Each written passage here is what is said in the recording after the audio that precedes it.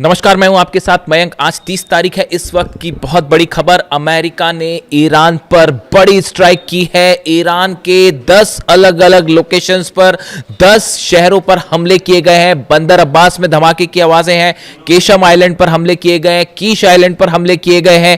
इसके अलावा बुशर में धमाके की खबर है, अहवाज में धमाके की खबर है, तेहरान के आसपास भी धमाके की खबरें हैं। यानी दक्षिणी ईरान पर बहुत बड़ा हमला किया गया है। देखिए, अबू मूसा आइलैंड पर भी हमले हैं। एक बार फिर पैटर्न आप देखें तो हॉर्मुज के आसपास जितने आइलैंड्स हैं उन सब पर हमला किया गया है। लेकिन सबसे गंभीर मुद्दा है बुशर पर हमला होना। बुशर ईरान का न्यूक्लियर पावर प्लांट, वहां पर 3 धमाकों की खबरें हैं। इसके बारे में अपडेट वेट करना होगा। बुशर में धमाके का मतलब होता है अगर रेडिएशन हो गया किसी तरह का या एटमी साइट पर हमला हो गया तो बड़ा नुकसान हो सकता है। हालांकि इसके बारे में अभी कोई जानकारी नहीं है।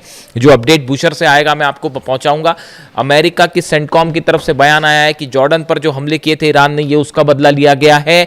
ये अमेरिका के हमले के बाद बड़ी खबर, अमेरिका की इस स्ट्राइक के बाद ईरान की तरफ से बड़ा पलटवार शुरू हो गया है। और जो खबरें आ रही हैं उसके मुताबिक अमेरिकन बेसिस पर ईरान की तरफ से खैबर मिसाइल्स दाग दी गई हैं। और जो अपडेट्स हैं, कई जगह ड्रोन स्ट्राइक्स की भी खबरें आ रही हैं। यानी ईरान ने बड़ा पलटवार शुरू कर दिया है। कल नेतन्याहू और ट्रंप की मुलाकात हुई थी।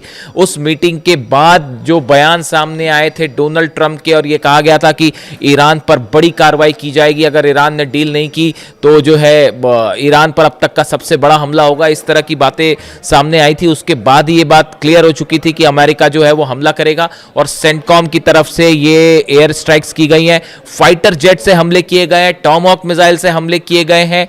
केशम आइलैंड्स पर देखिए एक बार फिर अमेरिका ने ईरान के इंफ्रास्ट्रक्चर को निशाना पहुंचाया है। आम जनता से जुड़े लोकेशंस को निशाना पहुंचाया है। जबकि आपको ये बात याद रखनी चाहिए, ईरान की तरफ से जो ये हमले हो रहे हैं वो अमेरिकन बेसिस पर हुए या फिर अमेरिका के ऑयल टैंकर्स पर हुए। लेकिन अरब देशों में आम जनता से जुड़े लोकेशंस को ईरान ने निशाना नहीं पहुंचाया।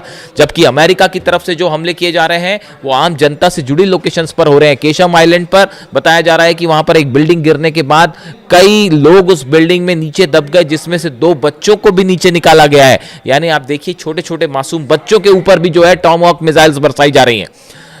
इसके अलावा देखिए, बहुत बड़ी खबर है, ये रिटेलिएशन तो ईरान की तरफ से शुरू हो चुका है। किन किन जगहों पर हमले हैं, वहां पर कितना नुकसान है वो मैं आपको बताऊंगा।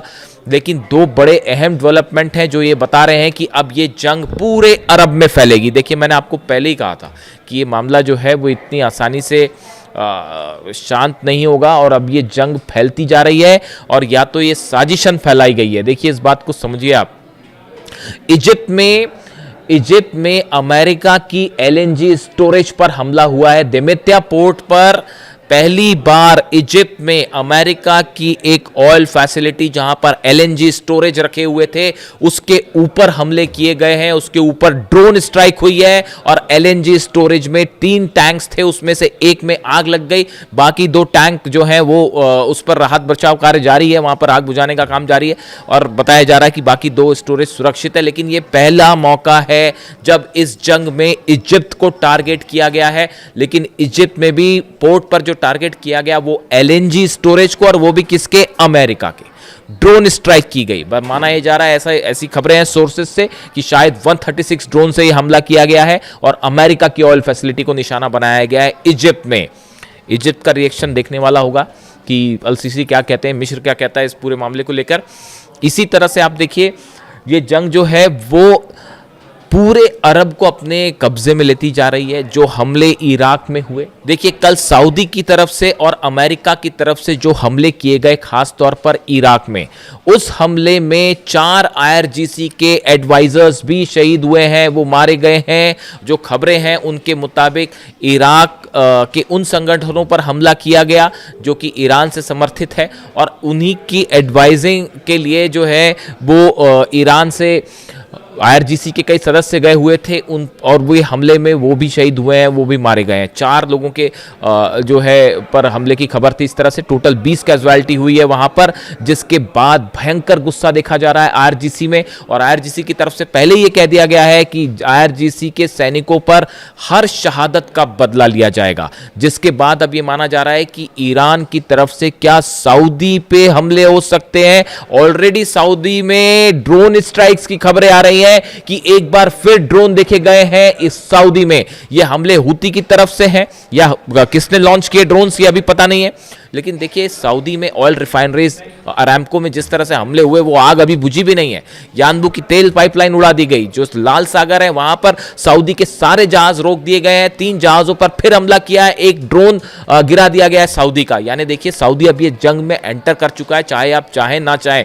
यूएई की तरफ से हम हमले की धमकियां दी जा रही हैं ईरान को कि जिस तरह से हॉर्मुज बंद है उसको लेकर। ये जो पूरे जंग की मुख्य वजह समझिए, ये जो सेकेंड एस्केलेशन हो रहा है, इसकी मुख्य वजह है हॉर्मुज में अमेरिका का ब्लॉकेड।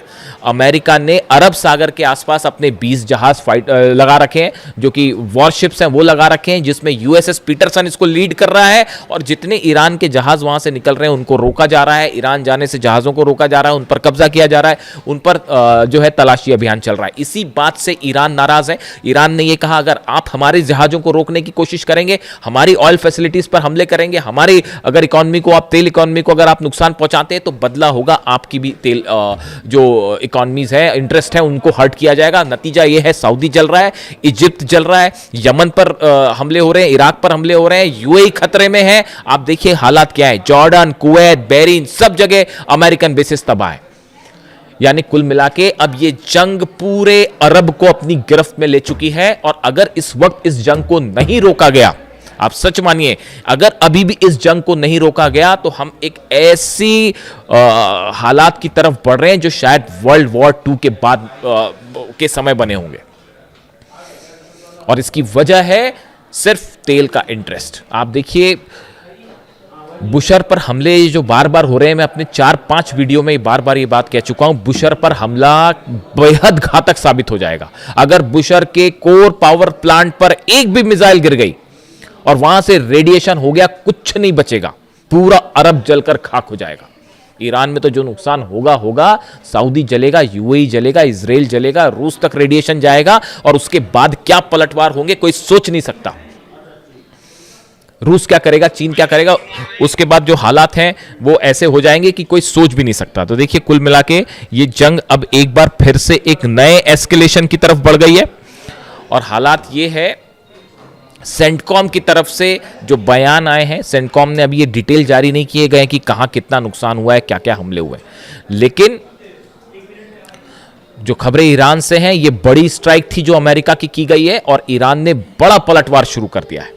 अब इसका नतीजा क्या होता है, अगले 12 घंटे बेहद अहम होने वाले हैं। और ईरान की तरफ से नई स्ट्राइक्स की चेतावनी दी गई है, नई लोकेशन, सरप्राइज अटैक। कल तो जॉर्डन पे जो सरप्राइज अटैक हुआ वो एक्सपेक्टेड था, जॉर्डन पर अटैक, लेकिन क्या अब नई लोकेशंस पर हमले हो सकते हैं?